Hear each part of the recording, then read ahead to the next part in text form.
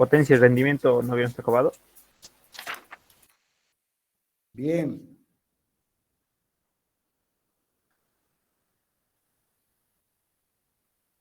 Bueno.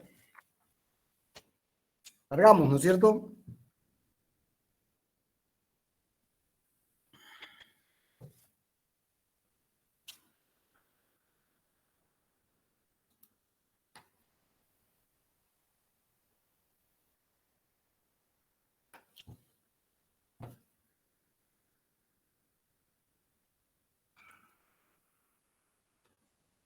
¿Se ve la pantalla, jóvenes?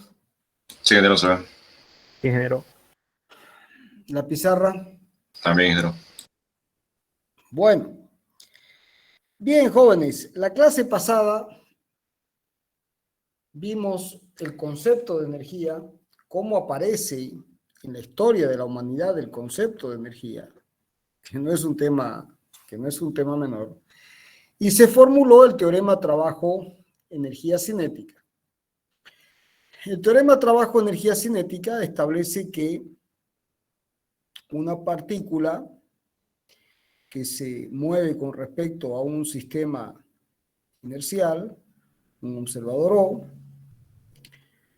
y el sistema está definido con la base vectorial I, J y K,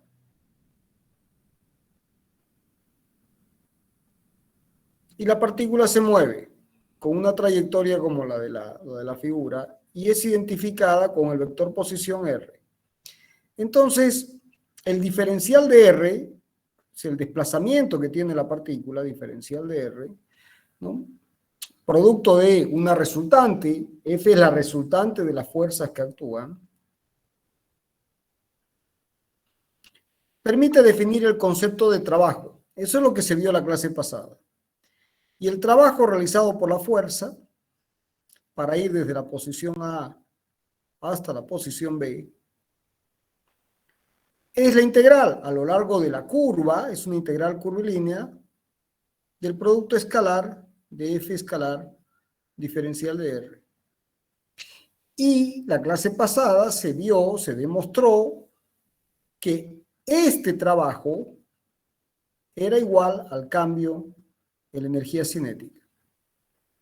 Siendo que la energía, ese cambio se puede expresar como un medio de la masa por la velocidad final al cuadrado menos un medio de la masa por la velocidad inicial al cuadrado. Bien, ese fue uno de los resultados fundamentales, el teorema trabajo-energía cinética que se vio en la clase pasada.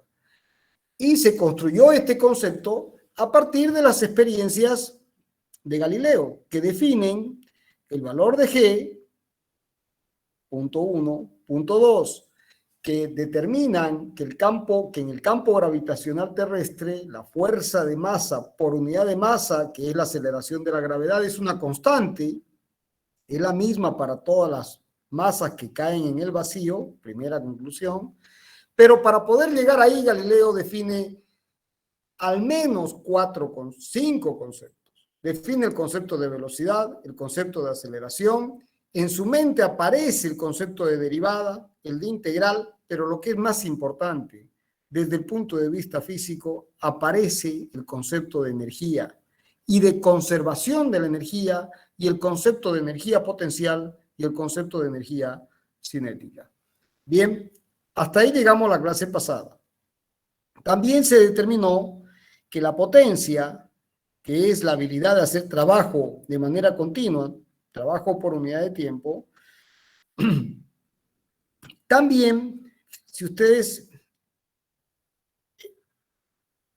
se sustituye la expresión del trabajo en esta expresión, se obtiene que esto es F escalar diferencial de R, que es el trabajo elemental, dividido diferencial de T. Pero este término es la velocidad, o sea que la potencia también puede expresarse como F escalar B. Es el producto escalar de la fuerza por la velocidad, como el producto escalar de dos vectores. Es un escalar, es decir, es una energía por unidad de tiempo en el caso de la potencia. Esto también se puede escribir como F por el coseno de tita por B, ¿no? Entonces, si la partícula se está moviendo con una velocidad v que, como ustedes saben, es su módulo según la dirección tangente, ¿no? Y esta es la fuerza, y entre ambos vectores existe un ángulo θ, entonces la potencia será F coseno θ por B. En otras palabras, es la componente tangencial de la fuerza que hace trabajo por unidad de tiempo, por la velocidad. Bien, ¿se entendió, jóvenes? Sí, ingeniero. Sí, ingeniero. Bien, entonces ahora, a partir de esta expresión, que como también ustedes deben recordar, fue formulada por Leibniz a partir de las experiencias de Galileo e integrando la ecuación de cantidad de movimiento, Leibniz llega a la expresión de que el trabajo, el teorema de trabajo de energía cinética, que el trabajo realizado por la resultante es igual al cambio en la energía cinética. Bien, ahora, resulta que en el universo existen dos tipos de fuerzas. Vamos a considerar esto aplicando un razonamiento muy simple de teoría de conjuntos. Este es el conjunto de las fuerzas del universo. Bien, de todas las fuerzas del universo. Es el conjunto de las fuerzas del universo. De fuerzas del universo. Y ese conjunto lo vamos a dividir en dos. El de las fuerzas conservativas, F sub C, y fuerzas no conservativas. Básicamente son dos. Entonces, todas las fuerzas del conjunto de fuerzas del universo se dividen en dos. Las fuerzas conservativas y las fuerzas no conservativas. Bien, entonces, ¿qué condición se tiene que cumplir para que una fuerza sea conservativa? Es muy simple. Se dice que una fuerza, o sea, se define una fuerza conservativa como aquella que puede expresarse como menos el gradiente de una función denominada función potencial. Cuando se cumple esta condición, se dice que la fuerza es conservativa. ¿Se entiende la definición de fuerza conservativa?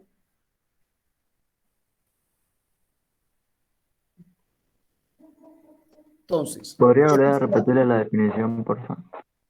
para que ¿entendiste bien que el conjunto de fuerzas del universo lo podemos dividir en dos? Fuerzas conservativas y fuerzas no conservativas. ¿Eso se entendió? Ajá. ¿Sí? Sí. Bueno, entonces, ¿qué condición se tiene que cumplir para que la fuerza sea conservativa? Yo tengo una fuerza cualquiera y tengo que decidir, ¿es conservativa o es no conservativa? Bueno, para que sea conservativa, tiene que cumplirse esta condición. Es decir, debe existir una función B denominada función potencial. B se llama función potencial. Debe existir una función potencial tal que su gradiente cambiado de signo me dé el campo, me dé la fuerza. Bien, y esta será una fuerza conservativa.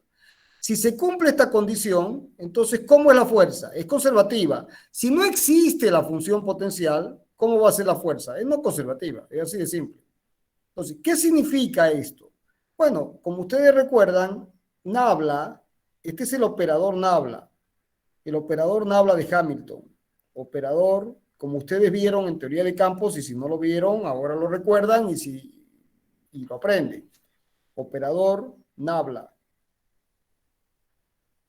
de Hamilton. ¿Por qué lo define Hamilton? Hamilton, después van a ver si, cuando veamos el último capítulo, introducción a la mecánica analítica, hay un principio fundamental, que es el principio de Hamilton. O sea, Hamilton junto con Lagrange son los que sientan las bases para la mecánica analítica. Bueno, entonces el operador Nabla de Hamilton se define como la variación respecto de X. Es un operador matemático. La variación respecto de X, según Y, más la variación respecto de Y, según J, más la variación respecto de Z, según K. Ese es el operador Nabla. Bien. Entonces, si uno tiene una función cualquiera, una función escalar, que es la función potencial, que esta función potencial es una función escalar. Como vimos en algún momento, se les explicó la diferencia entre lo que era un campo escalar y un campo vectorial.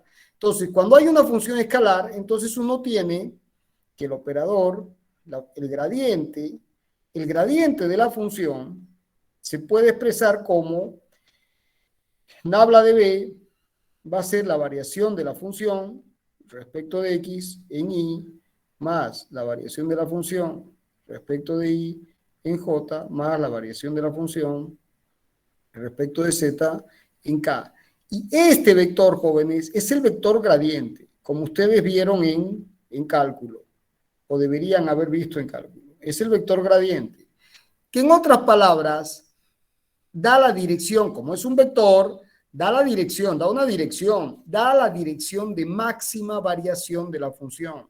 O sea, si uno tiene, por ejemplo, una función cualquiera, como esta,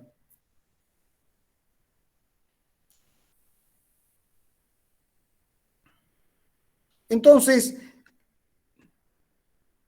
estas son curvas de nivel de la función. Entonces, la función aquí cambia muy poco, no tiene una variación en la función. Sin embargo, en esta dirección es la máxima variación. ¿Se entiende? O sea, esta es la dirección de máxima variación. A esta dirección de máxima variación, donde la máxima variación posible de la función se llama gradiente. Y es muy importante, sobre todo en proyectos de ingeniería hidráulica.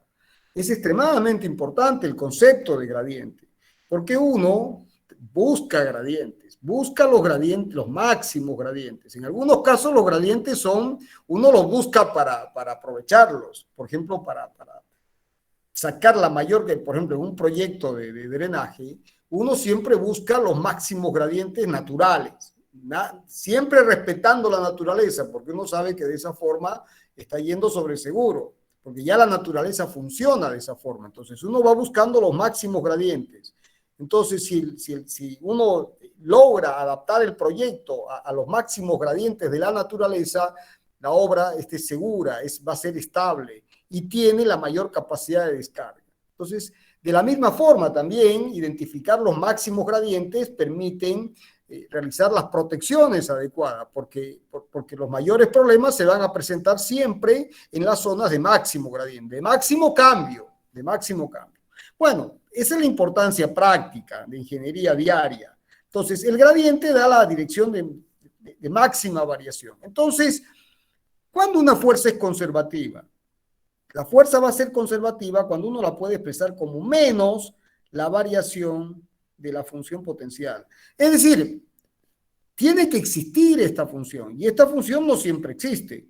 Cuando existe, se dice que es conservativa y si no existe, bueno, la fuerza será no conservativa.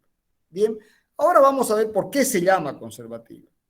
Entonces, de esta forma, si ahora se desarrolla esta igualdad, la fuerza será la componente en X, según Y, más la componente en Y, según J, más la componente en Z, según K, tiene que ser igual a menos el gradiente, es decir, menos la variación de B respecto de X en Y.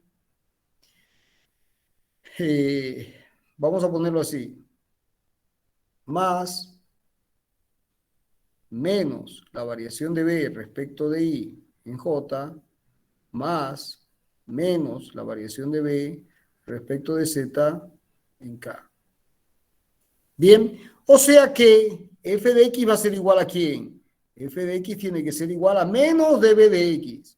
F de Y va a ser igual a ¿quién? F de Y va a ser igual a menos dB de Y. Y F de Z va a ser igual a ¿quién? A menos dB de Z. O sea, por ejemplo, si uno quiere escribir la fuerza en coordenadas intrínsecas, entonces uno dirá que la fuerza, la componente tangencial de la fuerza será menos dB a ds. La variación según la dirección tangente.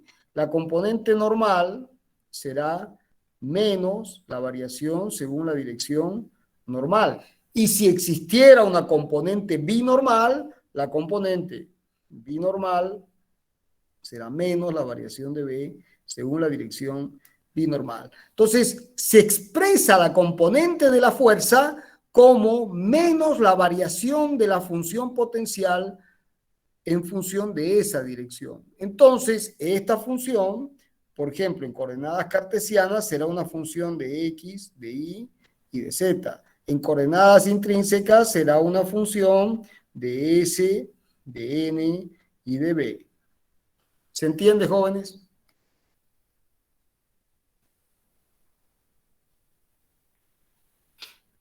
¿Se entendió la definición? Sí, ingeniero. Bueno, bien, llegado a este punto entonces, ¿qué pasa cuando el campo es conservativo? Entonces, campos de fuerzas conservativos. Campos conservativos. Entonces, en estos casos, F se puede expresar como menos el gradiente de B. ¿Y cuánto vale el trabajo realizado por un campo conservativo? Bueno, el trabajo elemental será F escalar diferencial de R. Y esto va a ser igual a menos el gradiente de B escalar diferencial de R. Bien, ahora, si hacemos este producto escalar, entonces vamos a tener que el trabajo, fíjense, el gradiente, lo escribimos de nuevo, será el gradiente de B menos el gradiente de B será menos dB de X según Y menos dB de Y según J menos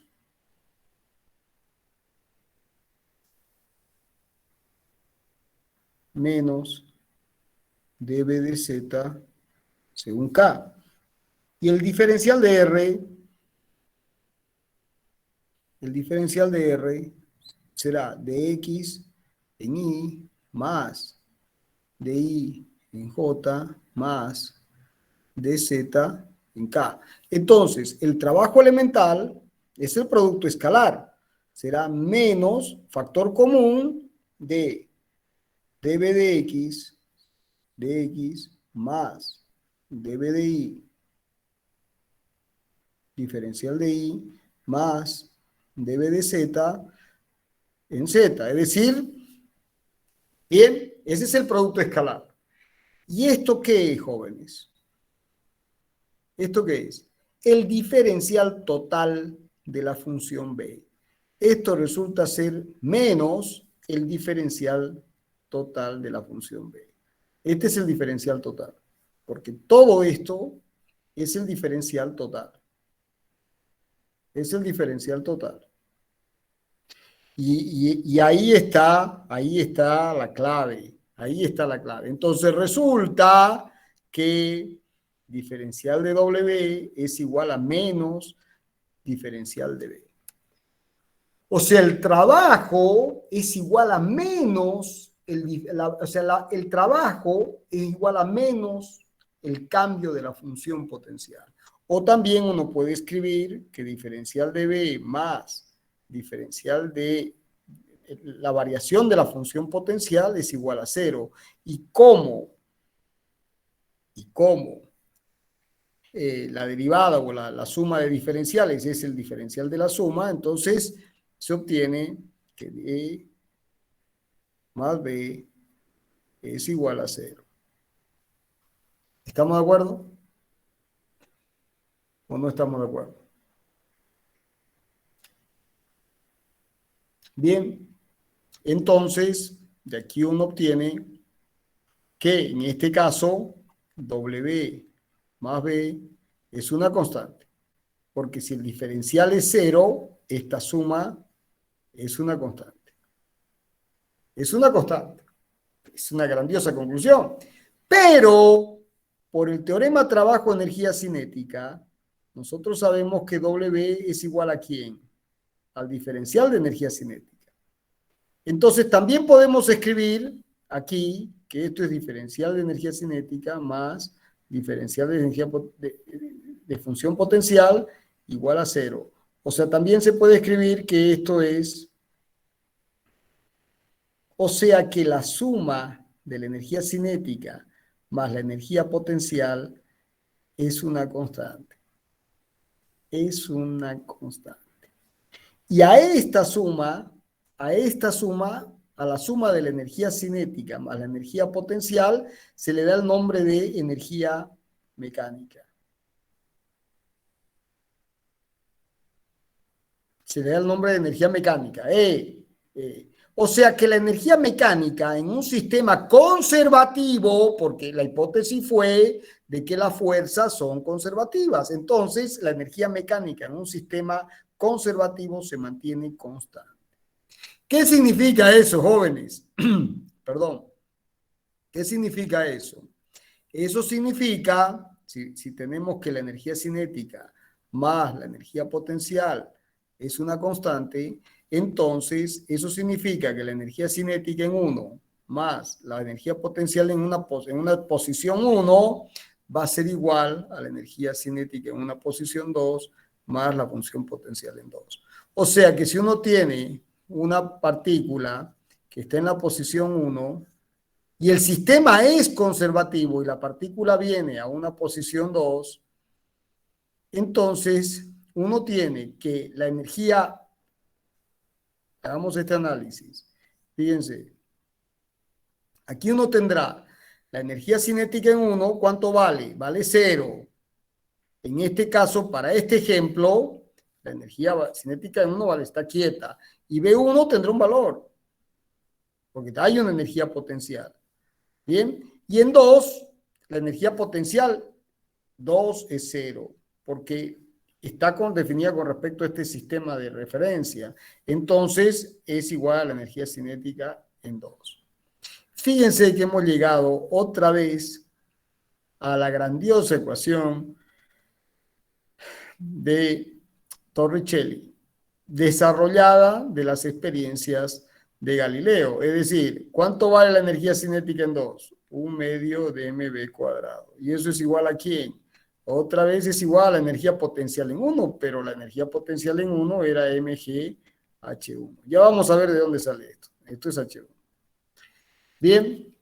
Bueno, entonces, lo que tiene que quedar claro es que en un sistema conservativo, la suma de la energía cinética más la energía potencial es una constante. Es una constante. ¿Se entendió? Sí, ingeniero. Sí, ingeniero. Bueno, ejemplos de campos de fuerzas conservativos. A ver, ¿cuáles conocen ustedes?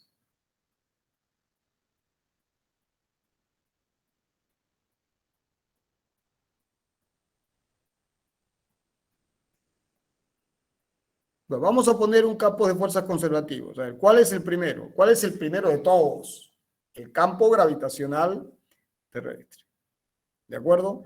Es decir, la fuerza que actúa sobre una partícula en el campo gravitacional terrestre, ¿cuánto vale? Si tenemos una masita y aquí actúa una fuerza mg. ¿Y cuánto vale esa fuerza? Si esto es y esto es x, y esta es la base vectorial que define este espacio, entonces mg va a ser 0, va a ser 0 en i menos mg en j. Esa es la fuerza, ese es el campo. Ese es el campo. ¿De acuerdo? Muy bien, entonces, este campo es conservativo, claro que lo es, porque fíjense, si uno adopta como función potencial MGI, si uno adopta como función potencial MGI, entonces, ¿qué es lo que uno tiene? La variación de B de la función potencial en X, ¿cuánto vale? 0. Y la variación de la función potencial en Y, ¿cuánto vale? MG. Derivo esto respecto de X y respecto de Y. ¿Y cuál es la condición para que el campo sea conservativo? Que esto se puede escribir como menos el gradiente de B. Entonces, ¿el campo cuál es? Escribámoslo aquí. El campo es 0 en I menos mg en J. ¿Y esto es igual a esta condición? Bueno, en X se cumple. Es 0 en I y menos mg en J. Fíjense que esto cumple y esto cumple. Verifica. O sea que en el campo gravitacional terrestre, ¿cuánto vale la función potencial? MGI o también mg por h. Acabamos de encontrar la condición de la función potencial para el campo gravitacional. ¿Se entendió? ¿Se entiende o no se entiende? Sí, ingeniero, se entendió. Bueno, otro ejemplo. ¿Qué otro campo, qué otra función potencial conocen? Una función extremadamente importante en teoría de estructuras. ¿Cuál es? La función potencial elástica. Si uno tiene toda la teoría de las estructuras en régimen elástico, está fundamentada en la ley de Hughes. Y la ley de Hughes establece, ya vamos a ver eso con más detalle en vibraciones mecánicas, pero en ese caso hay una función potencial. Entonces, si uno tiene un resorte como este, con una masita que oscila alrededor de la posición de equilibrio y la constante del resorte es K, ¿no es cierto? Entonces la fuerza en este caso, si este es el sistema de referencia, esto es Y y esto es X, la fuerza se puede escribir como menos, la fuerza de recuperación elástica es menos K por X según Y más 0 según J. Y la función, a esta función B la vamos a llamar B sub G. O sea, la función potencial, es la energía potencial gravitatoria. Energía potencial gravitatoria. Y ahora vamos a definir la energía potencial elástica. La energía potencial elástica, B sub B, ¿que cuánto vale? Vale 1/2 de K por X cuadrado. Bueno, y esto cumple con la condición de que F es igual a menos el gradiente de B. Bueno, veámoslo. La variación de la función potencial en X, ¿cuánto vale? 2 con el 2 se simplifica y me da K por X. Y la variación de B respecto de Y, ¿cuánto da? 0. Muy bien. Entonces, fíjense que la fuerza, que es igual a menos K por X según Y más 0 según J, puede escribirse como menos dB de X según Y más 0. Y este término es este. O sea que esta función, la fuerza de recuperación elástica, admite función potencial. Admite función potencial. ¿Y cuánto vale su función potencial? 1/2 de K por X cuadrado. Entonces, como las energías jóvenes son escalares, se suman y se restan algebraicamente. Entonces uno dice la energía cinética más la función potencial, ¿cómo es? Es una constante. Pero aquí voy acumulando los potenciales. Entonces, ¿cuánto vale el potencial gravitatorio? MGH. ¿Y cuánto vale el potencial elástico? 1/2 de K por X cuadrado. Entonces, bueno, vamos sumando. Ahora, ¿qué me queda? 1/2 de mb cuadrado más mg por h más 1/2 de K por X cuadrado. ¿Cómo tiene que ser? Constante. Se conserva. Se conserva, jóvenes. Por eso se dice que los campos son conservativos, porque esta suma, ¿qué pasa con ella? Se conserva. ¿Se entiende? Entonces, ahora se entiende lo que hacían, ¿se acuerdan cuando hacían en física? Le decían, tengo una bolita que cae y después viene, ¿y cuánto se va a comprimir el resorte? ¿Se acuerdan de esos problemas? Ah, Y sí, baja la ingeniero. bolita y choca y se comprime el resorte. ¿Se acuerdan? Y ustedes iban y decían, esto es un medio de mb cuadrado más mgh más un medio de k por x. ¿Se sabe? Ahora, ¿se entendió de dónde sale esto? ¿Se entendió? Sí, ingeniero. Ingeniero. Bueno, espero que así sea. Bueno, Ah, entonces, ¿qué pasa si aparece otro campo conservativo? Bueno, se suma y es una constante. Entonces, se dice que es conservativo porque la suma de las energías se mantiene constante. Bien, por eso son conservativos. Bueno, ¿qué pasa cuando hay un campo no conservativo? Entonces, vamos ahora a analizar qué pasa con los campos no conservativos.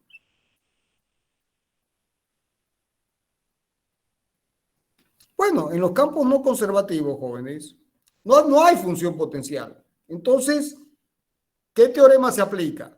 Se aplica el teorema trabajo-energía cinética. Porque la única hipótesis que se hizo para esta expresión es que M es una constante, que la masa es una constante. Es la única hipótesis que se hizo. Fíjense que en el teorema de conservación de la cantidad de movimiento no hay hipótesis.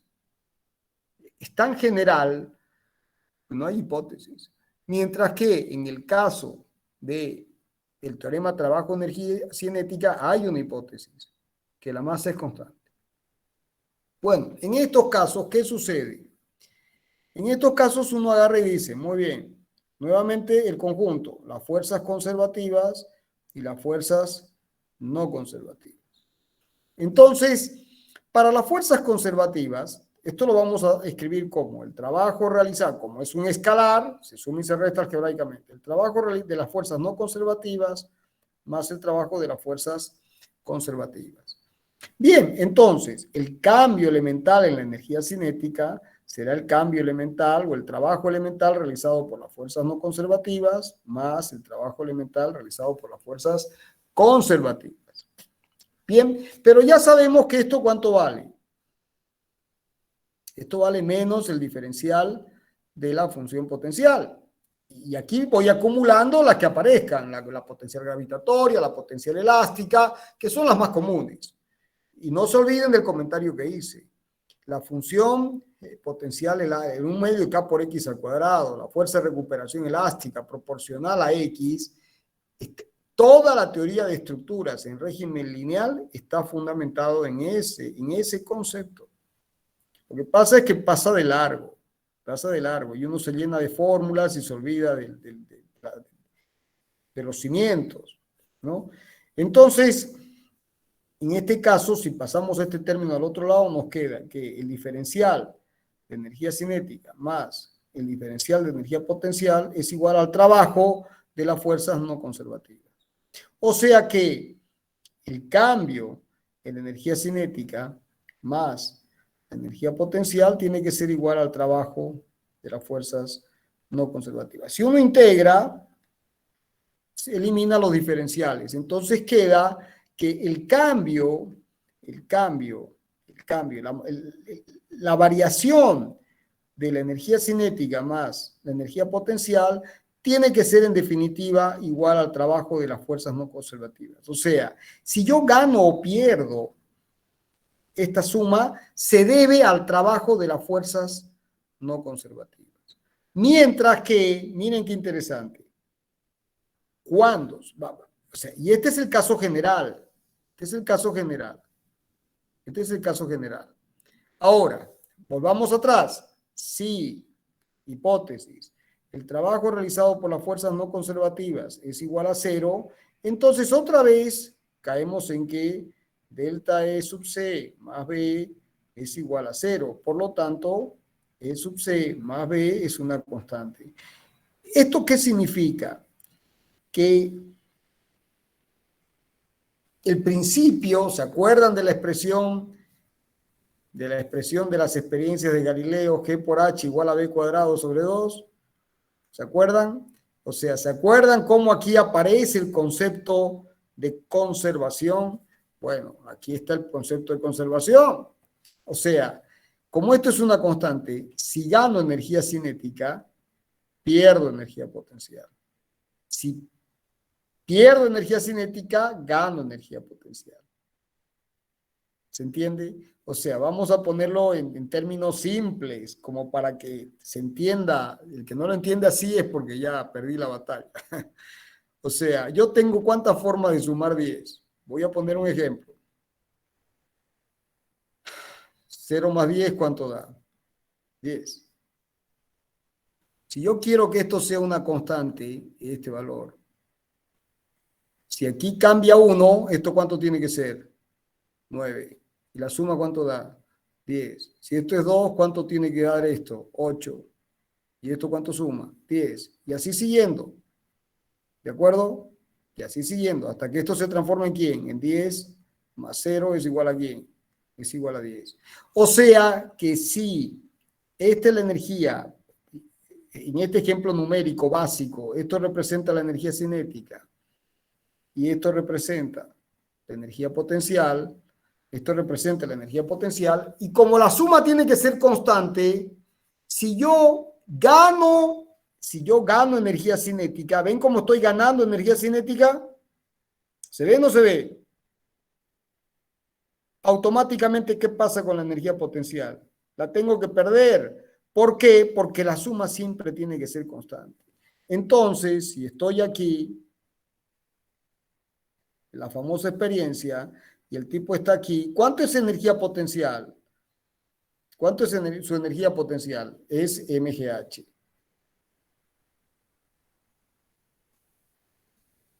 Es MGH. Entonces, ¿y cuánto es su energía cinética? Es 0. Todo es energía potencial, energía cinética 0. Y cuando llega al piso, ¿cuánto vale la energía potencial? 0. ¿Y en qué se transformó esa energía potencial? Se transformó en energía cinética. Entonces, aquí ¿qué tenemos? 100% de energía cinética. Y aquí ¿qué tenemos? 100% de energía potencial. Y en el camino tendré estados intermedios, parte potencial, parte cinética, parte potencial, parte cinética. ¿Se entiende? Sí, se entiende, ingeniero. Sí, ingeniero. Bueno, ¿todos lo Ingeniero. entendieron, jóvenes? Sí, ingeniero. Bueno, ¿y de aquí dónde vamos? Fíjense que podemos, un segundito, quiero que recordemos esta formulita, esta. Van a recordar esto. Voy a cambiar de pizarra y van a recordar esto. ¿De acuerdo? Van a cambiar esto. Van a recordar esto. Entonces, si ahora hacemos que el delta de E sub C más B, la suma de las energías potenciales, es igual al trabajo de las fuerzas no conservativas. ¿De acuerdo? Entonces, yo aquí podría tener sumas de energías potenciales, una sumatoria de energías potenciales. Entonces tengo que el cambio de las energías cinéticas más la sumatoria de las energías potenciales, bueno, menos el trabajo realizado por las fuerzas no conservativas, aquí podría tener una suma de trabajo realizado por las fuerzas no conservativas. Es igual a 0. ¿De acuerdo? Es igual a 0. Entonces, jóvenes, esto nos lleva a que uno puede postular lo siguiente. Si uno considera el trabajo realizado por las fuerzas no conservativas como una energía negativa, o sea, porque pasa al otro lado, entonces uno puede escribir esto como que la variación, y esto es una suma, y esto es otra suma. Entonces, la variación de la suma de todas las energías posibles del universo, ¿cómo va a ser? 0. Y esta es una suma algebraica. Entonces, la suma de todas las energías del universo, ¿cómo tiene que ser? Constante. Primer principio de la termodinámica. Primer principio de la termodinámica. La energía no se crea ni se destruye, solo se conserva. O sea que si tengo una suma de energías E1 más E2 más E sub J, ¿cómo tiene que ser esa suma siempre? Constante. Tengo energía cinética, energía potencial, energía química, energía potencial gravitatoria, energía potencial elástica, energía química, energía nuclear, y sigo sumando. ¿Cómo tiene que ser esa suma? Siempre será constante. Siempre va a ser constante.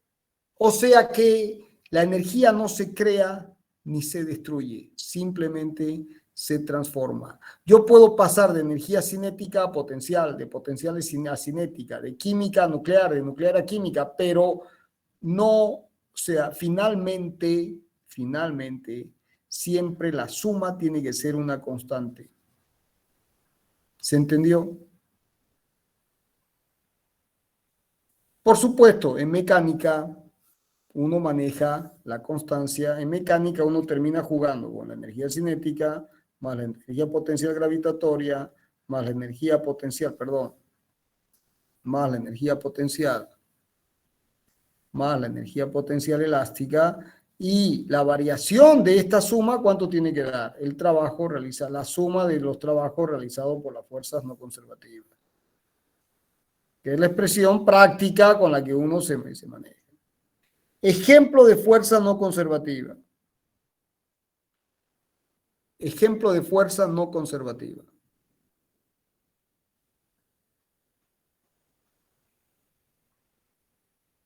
La fuerza de roce. La fuerza de roce. La fuerza de roce es no conservativa. ¿Y eso de dónde viene? Bueno, fíjense en lo siguiente. Si yo tengo una fuerza, antes de eso tengo una fuerza conservativa, ¿no? Entonces, el trabajo realizado por esta fuerza puede expresarse como menos la variación de la función potencial. Bien, y esto va a ser igual a F escalar diferencial de R. Eso significa que el trabajo o la función, esto lo puedo escribir como la función potencial, aquí, es igual a menos, este menos lo paso a este lado, la integral de F escalar diferencial de R. Bueno, a ver, voy para atrás un poquito porque aquí Vamos a suponer que con una fuerza conservativa yo quiero ir de la posición A a la posición B. Bien, quiero ir de la posición A a la posición B. Entonces, el trabajo que tengo que realizar para ir de A a B es menos el cambio en los valores de la función potencial. O sea, es menos el valor de la función potencial en B menos el valor de la posición en A. Final menos inicial. Ahora, quiero volver. Entonces hago el trabajo para ir de B hasta A, será igual a menos, otra vez. O sea, menos la final, que es A, menos la inicial, que es B. Entonces, el trabajo para ir de A hasta A, o sea, el trabajo a lo largo de una trayectoria cerrada, ¿qué es esto? ¿Cuánto vale? El trabajo para ir de A a B más el de B hasta A, o sea, es menos B sub B más B sub A, y sumo menos B sub A más B sub B. ¿Cuánto dio esto? 0. O sea que cuando el campo es conservativo, el trabajo a lo largo de una trayectoria cerrada, que se escribe de esta forma, de esta integral, a lo largo de ¿cuánto vale? Vale 0. Vale 0. Entonces, eso es cuando es conservativo. Vale 0. Entonces, para que se entienda, un ejemplo práctico. Si yo subo tengo MGH. Y cuando bajo, ¿qué tengo? Menos MGH. Entonces, ¿cuánto vale el balance neto? MGH menos MGH igual a 0. Pues el balance neto termina siendo 0. El balance neto termina siendo 0. ¿No? Y fíjense, cuando subo, ¿cómo es el trabajo cuando subo? Es muy simple, fíjense. Cuando subo, cuando estoy subiendo, este es el diferencial de R y esto es MG. Entonces, como este ángulo es θ igual a pi, el coseno de pi es igual a -1. O sea, el trabajo elemental va a ser menos mg por el diferencial de R, que es el diferencial de I, el delta I. Cuando subo es negativo. Claro, porque estoy haciendo un trabajo contra la fuerza de gravedad. Tengo que vencer la fuerza de gravedad. Mientras que cuando bajo, tengo mg y aquí tengo el delta I. ¿Cuánto vale θ? Vale 0. El coseno de θ, ¿cuánto vale? Vale 1. Entonces, en este caso, esto vale mg por delta I. Más positivo. ¿Quién hace el trabajo? La gravedad hace el trabajo.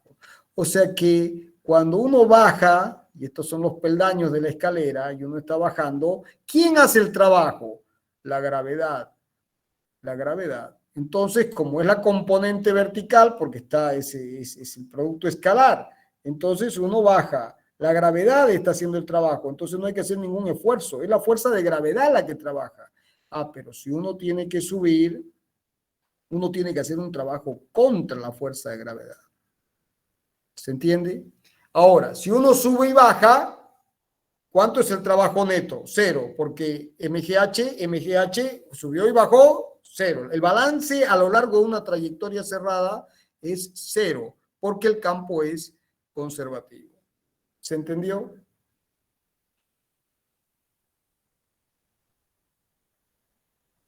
Sí, ingeniero, se entiende. Ahora, tomemos el caso de la fuerza de roce. Si yo voy de aquí hasta acá y la partícula se mueve según esta trayectoria.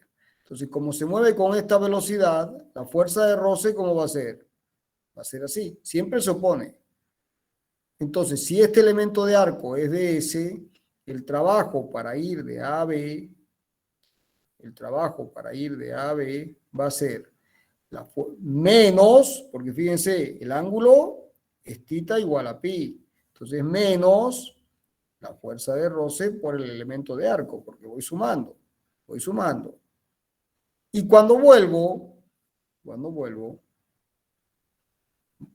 hago este camino, entonces esta es la velocidad o el diferencial de R. ¿Y cómo la fuerza de roce se vuelve a oponer? ¿Y cómo es el ángulo? Otra vez es pi. ¿Y cómo es coseno de pi? Es igual a -1. O sea, cuando hago el trabajo de B hasta A, ¿cuánto vale? Menos FR por delta S. O sea, cuando hago el trabajo para ir de A hasta A, o sea, hago la trayectoria cerrada, voy y vuelvo, ¿cuánto me dio? -2 la fuerza de roce por delta S. Acumulo, no se compensan. Por eso es no conservativo. Por eso es una fuerza no conservativa. Por eso es no conservativa. ¿Se entiende? ¿Se entendió, jóvenes?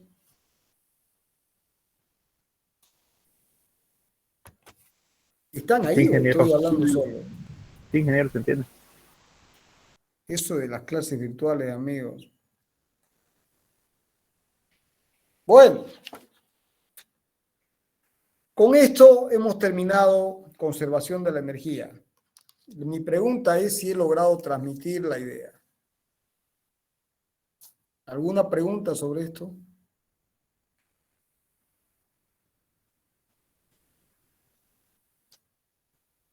¿Alguna pregunta, jóvenes? No, ingeniero. Bueno, cambiamos de tema. Perdón, cambiamos de tema. Conservación del momento angular.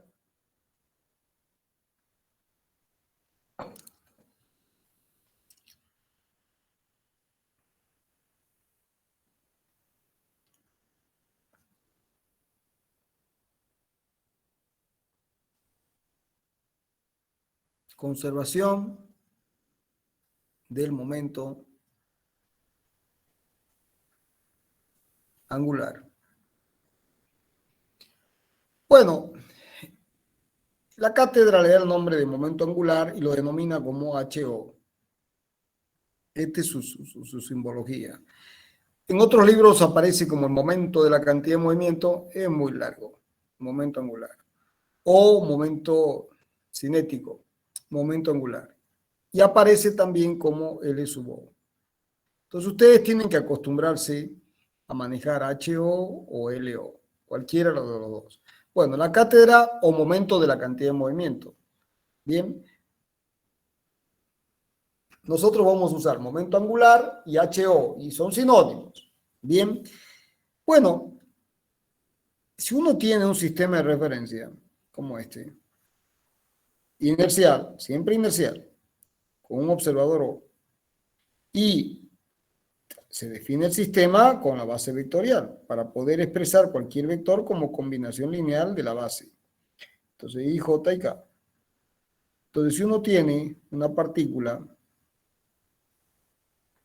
que se desplaza, una partícula de masa m y con una velocidad, con una cantidad de movimiento P igual a m por v, entonces, esta cantidad de movimiento produce un momento, por eso se llama momento de la cantidad de movimiento.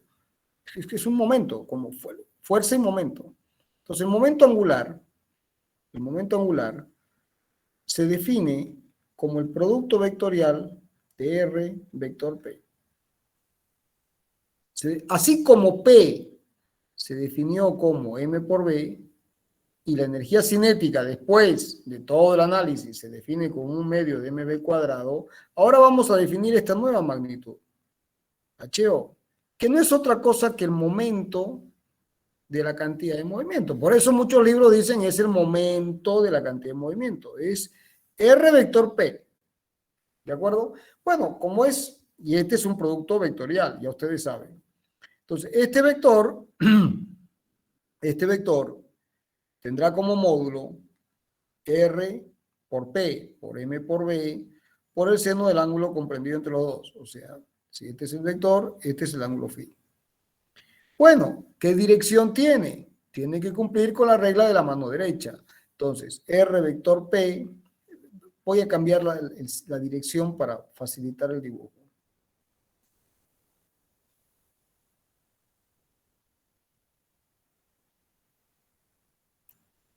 Y esto es phi. Perdón, esto es phi.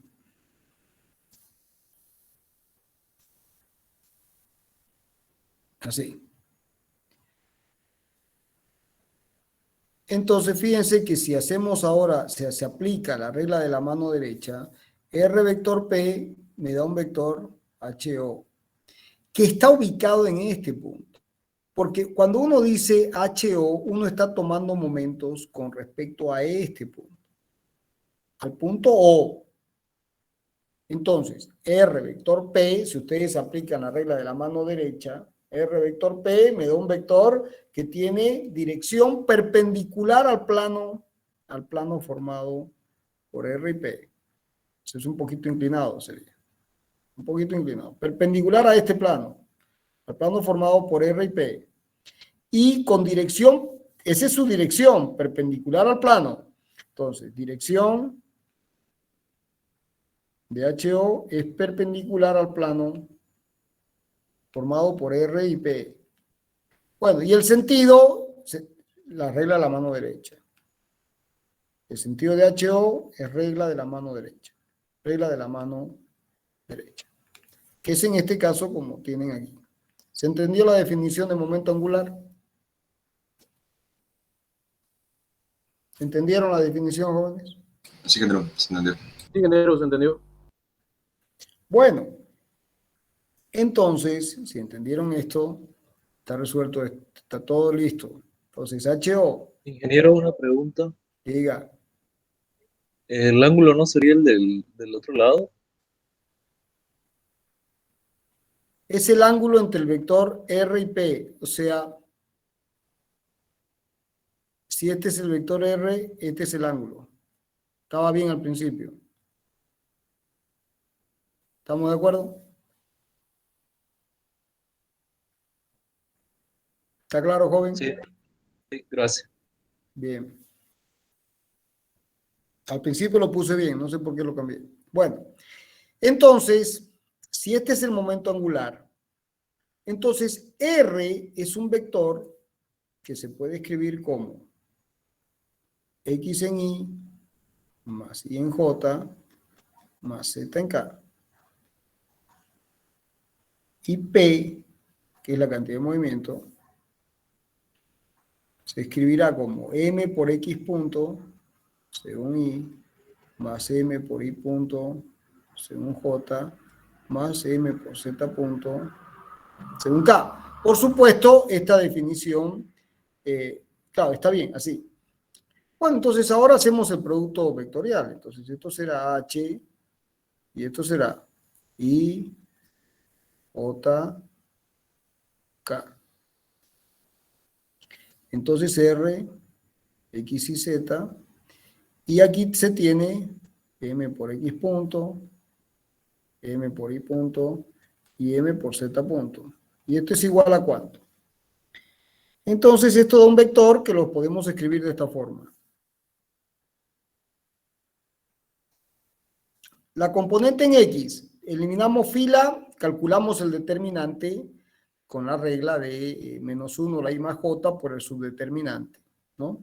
En este caso, eliminamos fila y columna y nos queda I por MZ punto menos Z por MI punto en la componente en I.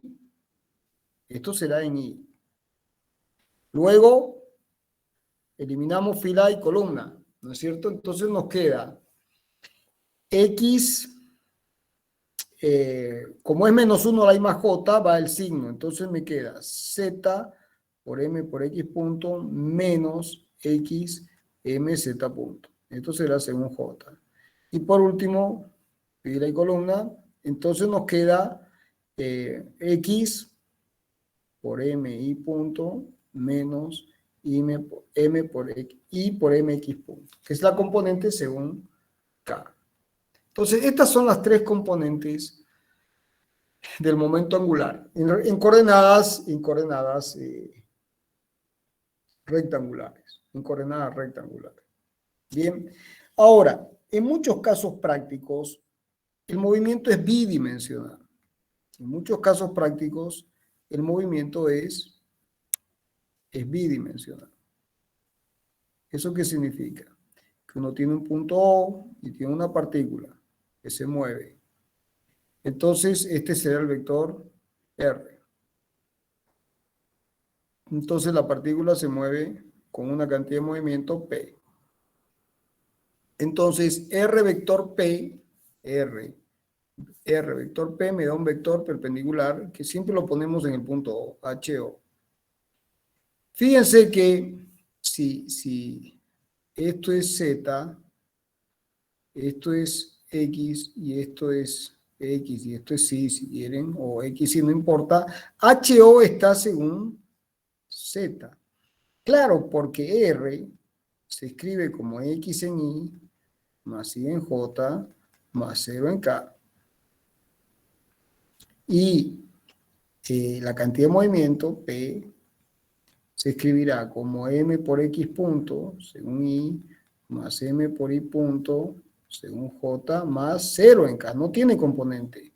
Entonces, si uno hace ahora el momento angular, calcula el momento angular, el producto vectorial de R vector P, ¿qué es lo que uno tiene? Fíjense que acá la componente en Z, esto es 0. Y Z punto es 0. Z es 0 y Z punto es 0. Entonces, en este caso, HO se puede expresar como 0, 0 y solamente hay componente en Z. X, Y menos Y por MX punto. O sea, solamente aparece la componente en Z. Por supuesto, perpendicular al plano formado por RP. O sea, si este es el vector R y este es el vector P, este es el plano, ¿no? Entonces, el vector momento angular es perpendicular al plano. En este caso particular, HO solo tiene componentes según Z. ¿Se entendió?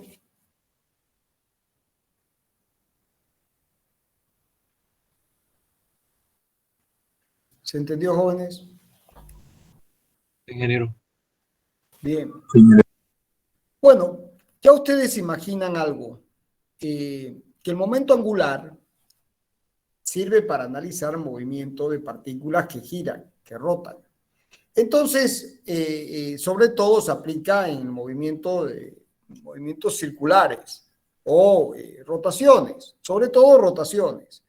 Entonces, uno de los sistemas de referencia, uno de los sistemas coordenados, perdón, que más se usan para rotaciones son las coordenadas polares. Entonces, vamos a calcular, como vimos con ustedes, son las coordenadas polares. Entonces, vamos a calcular ahora el momento angular HO como R vector P en coordenadas polares. Entonces, si uno tiene, esto es X, y esto es Y, y esta es la partícula, entonces este es el observador inercial, y uno tiene la coordenada R, el versor R y el versor θ. Y esto es θ. Recordando coordenadas polares, el análisis del movimiento en coordenadas polares. Entonces, si la partícula se está moviendo así, esto es P, y esta es su masa, igual a M por B. Entonces, R, el vector posición R, se escribe como su radiovector según R más 0 según θ. Bien. Bueno, también la velocidad se escribirá como B sub R, la componente radial según R, más la componente transversal según θ, ¿no? Entonces, B sub θ es igual a R θ punto. Esto es R θ punto. ¿De acuerdo? Y esencialmente es eso. R θ punto. ¿No? Y la componente... Un momento, por favor.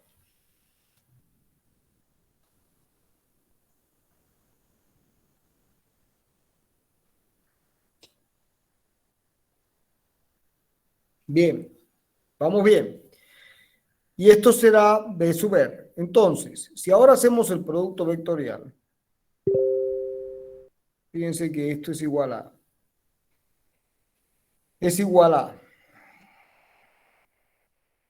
R versor, θ versor, y para hacer el producto vectorial hay que aumentar K, como si fueran coordenadas cilíndricas, ¿no?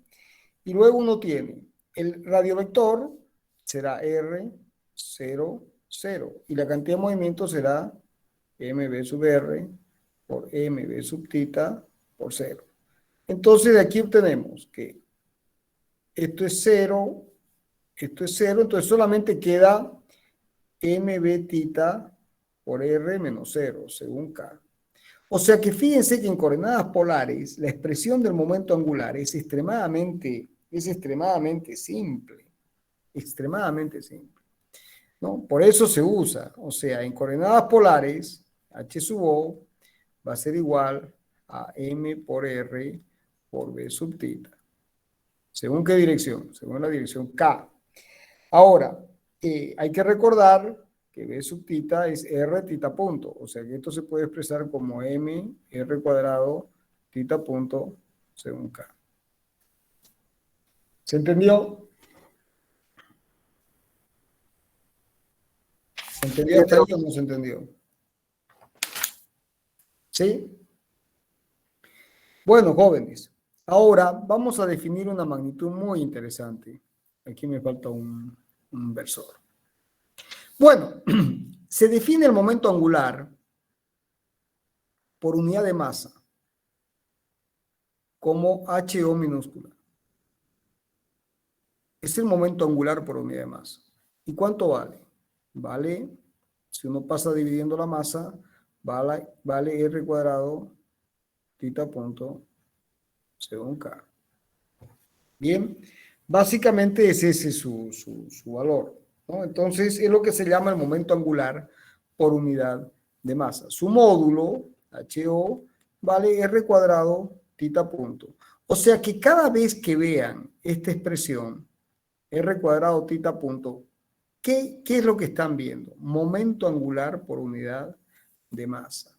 O sea, como tita punto es omega, omega R cuadrado, ¿qué es? Momento angular por unidad de masa. O sea, no se tiene que perder de vista que omega R cuadrado es momento angular por unidad de masa. Bien, esto es muy importante, jóvenes, cuando nos volvamos a encontrar en máquinas hidráulicas. Porque una máquina hidráulica es una máquina que rota alrededor de un eje fijo. Ya veremos con mucho más detalle lo que es la rotación de cuerpos rígidos alrededor de ejes fijos. Y bueno, y tiene un momento angular. Y un momento angular clave, por ejemplo, una turbina eólica, una turbina hidráulica, una bomba, todas tienen momento angular, ¿no? Y cuando uno ve en las expresiones omega R cuadrado, por favor, no es omega R cuadrado. Lo que está detrás de esta expresión es el momento angular por unidad de masa. Y el momento angular es una de las magnitudes fundamentales de la física. Entonces, aquí no hay omega. ¿Qué es esto? Omega R cuadrado. No es omega R cuadrado. Omega R cuadrado es la expresión algebraica, si quieren. Son los símbolos. El concepto físico es momento angular por unidad de masa. El concepto físico es momento angular por unidad de masa. ¿Se entendió? Bien. Sí, Entonces, si ahora volvemos a la expresión inicial, HO igual a R, vector P, aquí aparece algo extremadamente interesante. Vamos a derivar esta expresión. Entonces, si uno deriva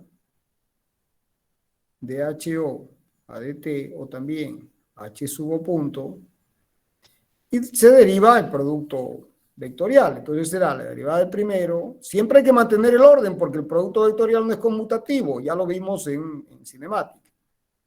Entonces, R punto vector P más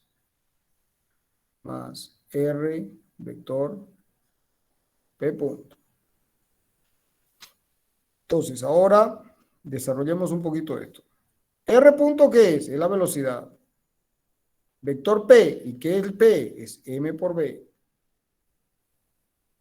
Más R vector P punto. ¿Pero esto qué es? Es la fuerza. Es la interacción. Es la interacción resultante sobre la partícula. O sea, esto es la F de la sumatoria de las FJ desde J igual 1 hasta N. La resultante. Entonces, esto será R vector. ¿Cuánto vale esto? B vector MB, ¿cuánto vale? El módulo de B será B. El módulo de MB, MB.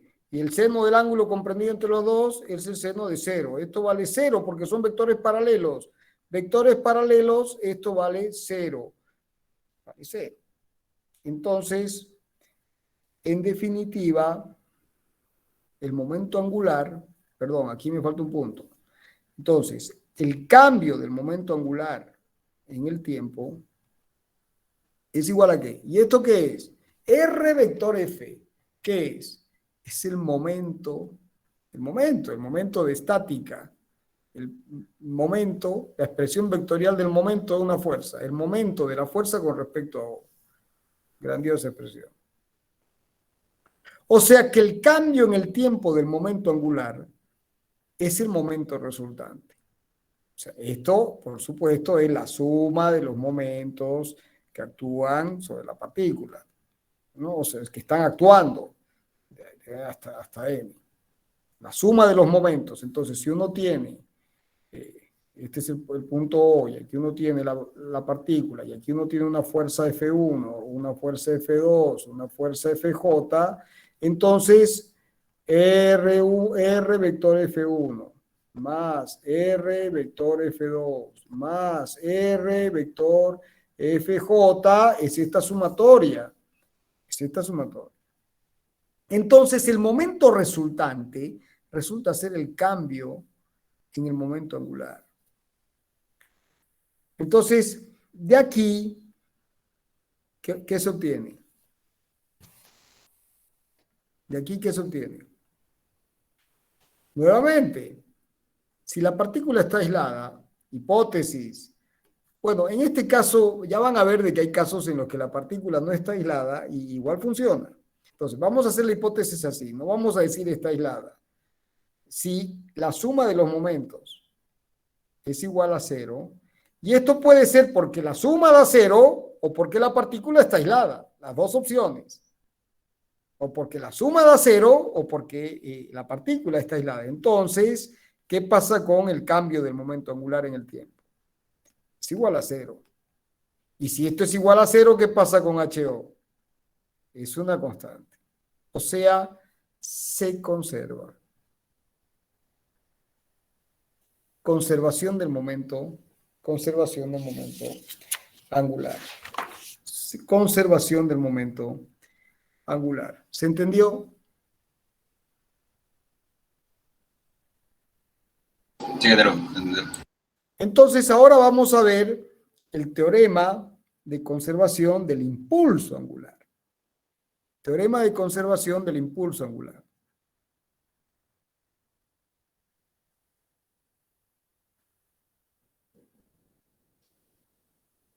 Del impulso angular. Entonces, el cambio del momento angular en el tiempo es igual al momento angular, al momento resultante. Entonces, fíjense que aquí no estamos haciendo ninguna hipótesis. MO de T.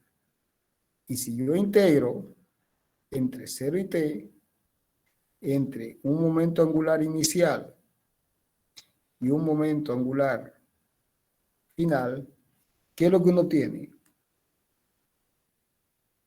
Se obtiene que el momento angular final menos el momento angular inicial, es decir, el cambio en el momento angular, es igual a ¿quién? A este integral. ¿Les parece conocido esto? Diferencial de t entre 0 y t. Y este integral se llama impulso angular. ¿Se acuerdan del impulso?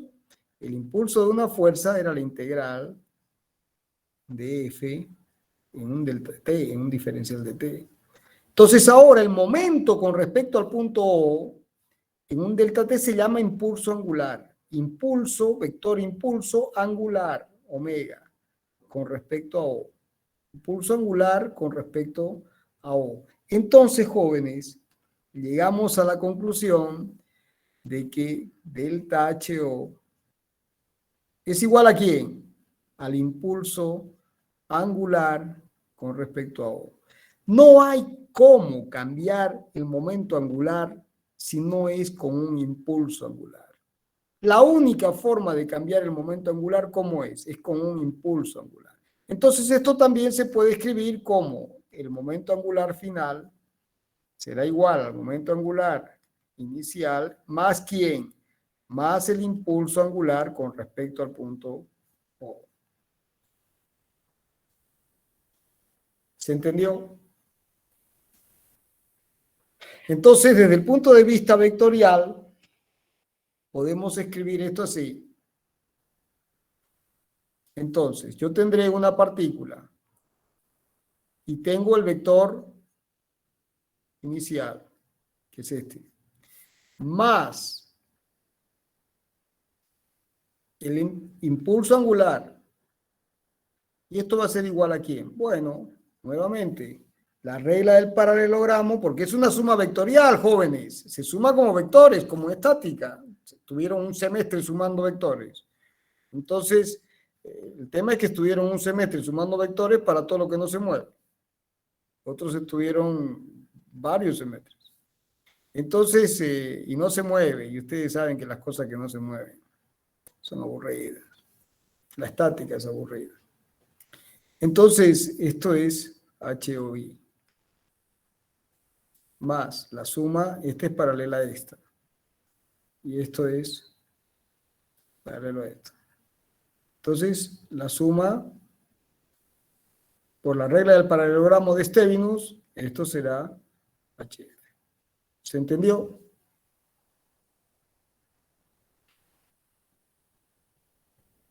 Sí, ingeniero. ¿Sí o no? Sí, Sí, ingeniero. Bueno, jóvenes. Entonces, ahora hacemos el resumen del resumen. ¿Qué dice la conservación de la cantidad de movimiento? ¿Qué dice el teorema trabajo-energía cinética? ¿Y qué dice la conservación del momento angular? ¿Cómo se define P? M por B. ¿Cómo se define la energía cinética? Como un medio de mb cuadrado. ¿Y cómo se define el momento angular? Como R vector P. ¿Hasta ahí estamos bien? Sí. Bueno. ¿Y qué dice el teorema de conservación del momento angular? Que el cambio de P, ¿cuánto vale? El impulso. El impulso lineal, la integral de 0 a t. ¿Qué dice el teorema trabajo-energía cinética? Que el cambio en la energía cinética, ¿cuánto es? El trabajo. Es el trabajo a lo largo de la curva. ¿Y qué dice el teorema de conservación del momento angular? Que el cambio en el momento angular es igual a ¿quién? Al impulso angular. ¿Se entendió? O sea que PF es igual a PI más ¿quién? Más el impulso, que es esta integral. O sea que la energía cinética final es igual a la energía cinética inicial. Perdón, esto no es un vector.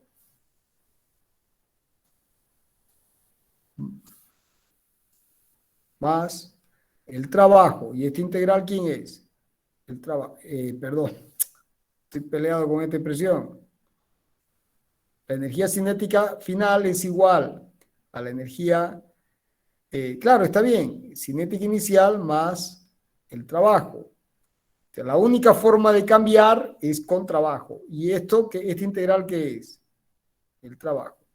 ¿Y aquí qué dice esto? Que el momento angular final es igual al momento angular inicial más el impulso angular. ¿Qué es esto? ¿Se entendió hasta ahí? Sí, ingeniero. Ahora, si el sistema está aislado, hipótesis, sí, hipótesis, sistema está aislado, o sea, la suma de fuerzas es igual a 0. Entonces, ¿cuánto vale el impulso? Vale 0. Por lo tanto, la cantidad de movimiento final, ¿cómo es? Es la cantidad de movimiento inicial. Se conserva la cantidad de movimiento. Hipótesis, si el sistema está aislado, entonces, ¿cuánto vale el trabajo? 0. Entonces la energía cinética se conserva. Nuevamente, hipótesis. En este caso, cuidado. Podría ser que el sistema esté aislado o que el impulso angular sea nulo, porque a veces ya van a ver de que hay veces en que el sistema no está aislado, pero sí se conserva, porque el impulso es nulo. Entonces, en este caso, sí, el impulso directamente es nulo, entonces la cantidad el momento angular se conserva. ¿Se entendió? ¿Y esto qué es? Ley de conservación de quién? De la cantidad de movimiento. ¿Esto qué es? Teorema trabajo-energía cinética o ley de conservación de la energía cinética. ¿Y esto qué es? Ley de conservación del momento angular. ¿Entendieron esto? Sí, ingeniero. Sí, ingeniero. ¿Realmente lo entendieron, jóvenes?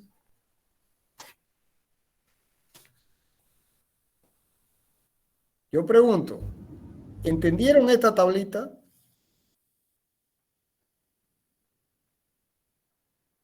¿Entendieron esta tablita? ¿Sí o no? Sí, ingeniero, atarlo así. Sí. Bueno, Hay que repasar. ¿lo tienen grabado en lo más profundo de su ser?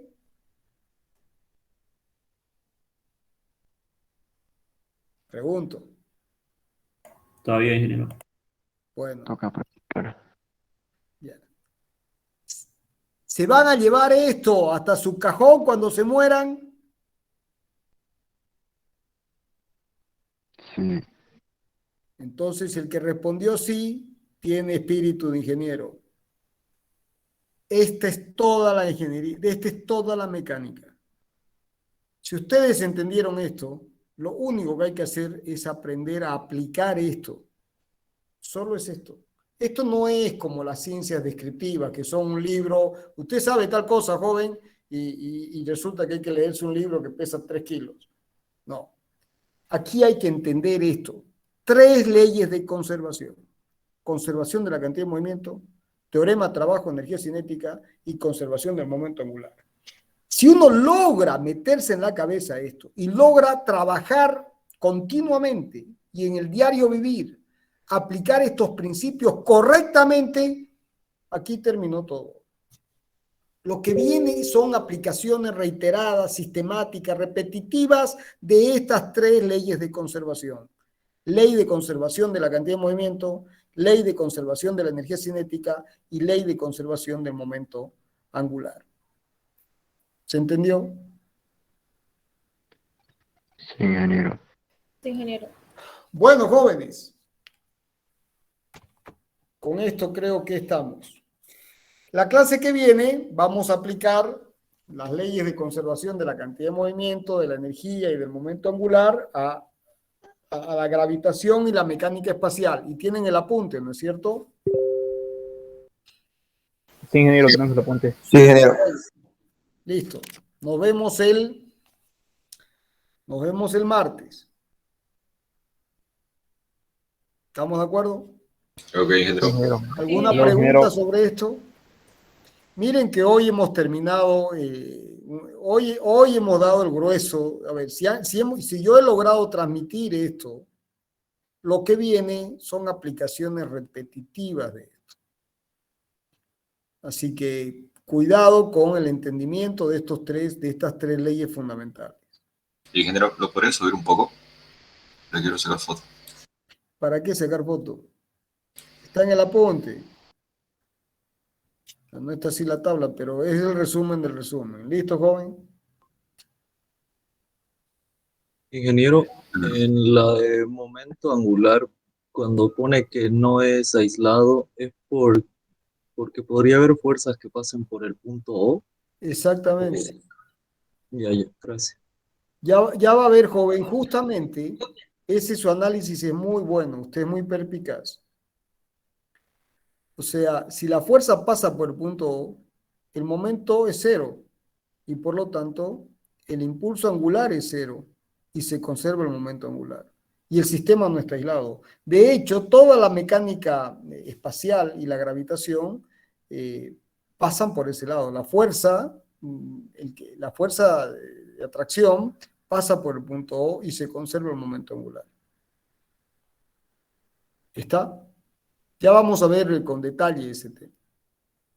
Pero esencialmente es eso. El sistema podría estar, podrían existir fuerzas, no estar aislado, pero el momento es nulo.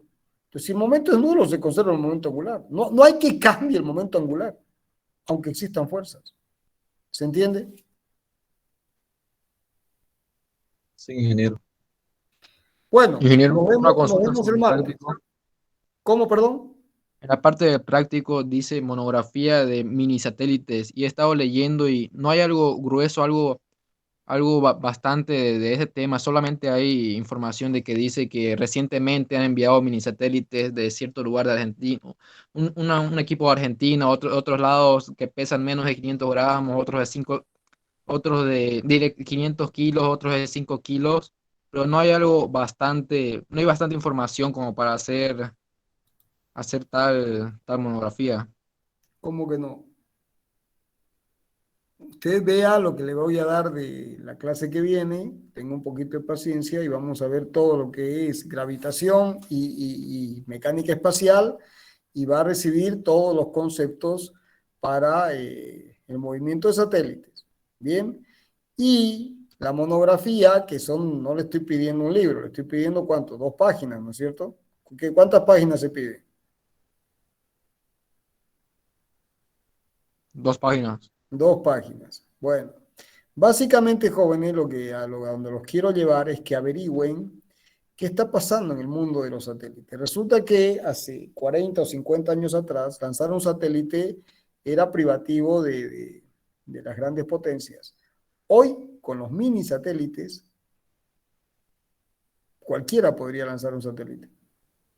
Y la idea es motivarlos, que ustedes lancen satélites, mini satélites, porque ya no hay que transportar toneladas al espacio. Hay que mandar 5 kilos. Eso es bastante más simple que mandar 1 tonelada. ¿Se entiende?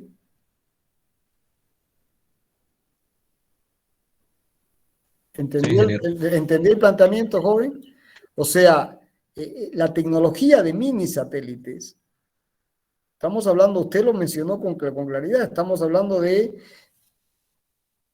mis manos 5 o 10 Sí, kilos. eso es una consulta, ingeniero. He visto también que mini satélite se considera de 100 a 500 kilos. Sin embargo, en general también se puede considerar mini satélites a todos los menores de 500 kilogramos. O sea, Ya, yo le se diría refiere a todo que, eso, ¿no? o sea, fíjese, 500 kilogramos es media tonelada, para que uno se ubique. A ver, ¿cuánto pesa una peta? Una petita, un autito de esos Una pesa tonelada. 1 tonelada. Entonces estamos hablando de media peta. Ya, yo les diría que no se concentren tanto en ello. Yo les diría que se concentren en los de 10 kilos, 20 kilos. Sí, porque he visto que incluso en Argentina están mandando como 33 satélites, si no me equivoco, van a mandar con eso de SpaceX que pesan aproximadamente 500 gramos o 5 kilos, creo que eran. Así es. Y tiene implicancias económicas. Tiene implicancias económicas. Le voy a poner un ejemplo.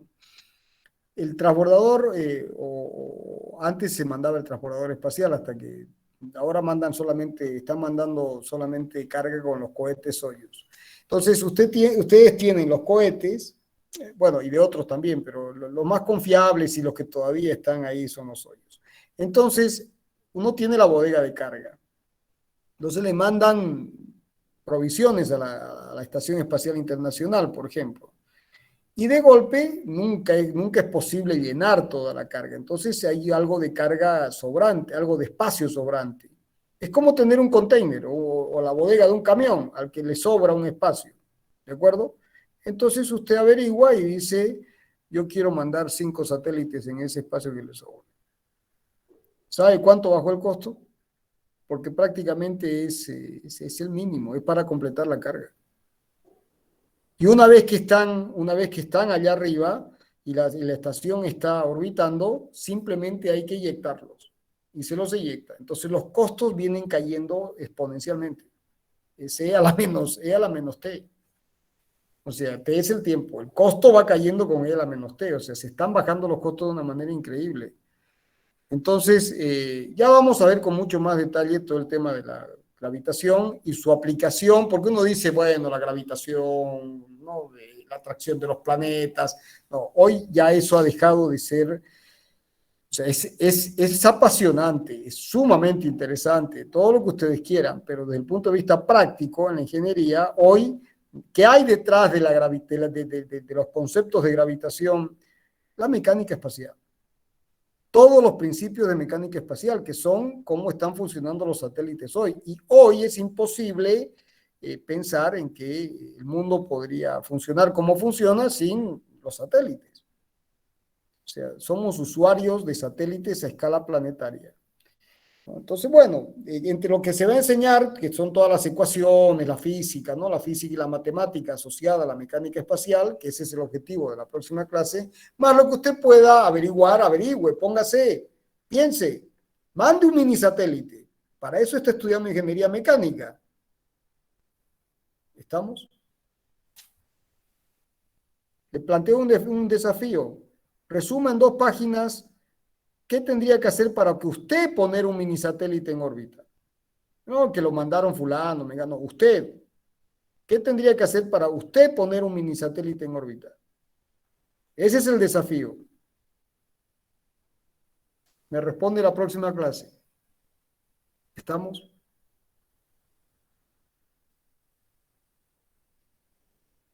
Sí, ingeniero. Bueno, jóvenes, nos vemos el martes. Hasta luego, ingeniero. Si Dios quiere. Hasta luego. Ingeniero.